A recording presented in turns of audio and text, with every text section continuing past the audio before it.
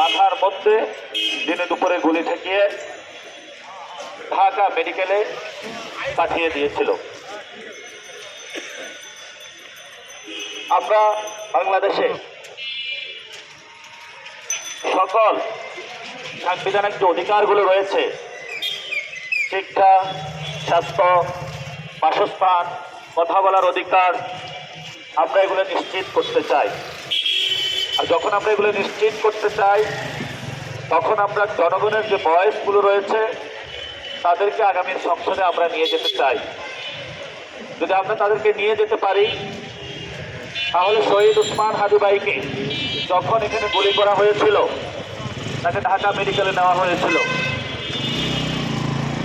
এই রুমে প্রাথমিক তাকে দেওয়া হয়েছিল, ওই রুমে আমি গিয়েছিলাম।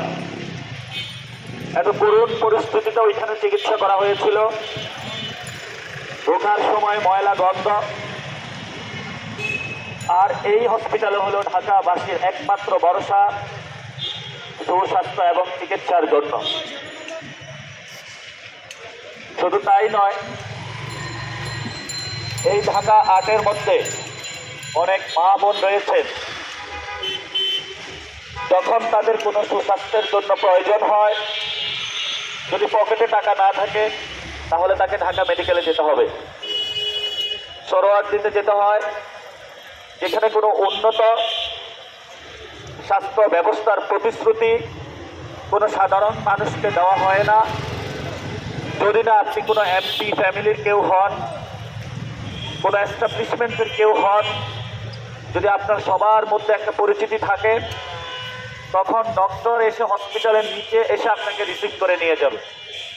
আর যদি আপনি কোনো রিক্সা চালক হন, শ্রমিক হন, কুলি হন, মজুর হন, তাহলে ঢাকা মেডিকেলের যে লম্বা সিরিয়াল রয়েছে, এই সিরিয়ালের মধ্যে আপনার দাঁড়িয়ে থাকতে হবে।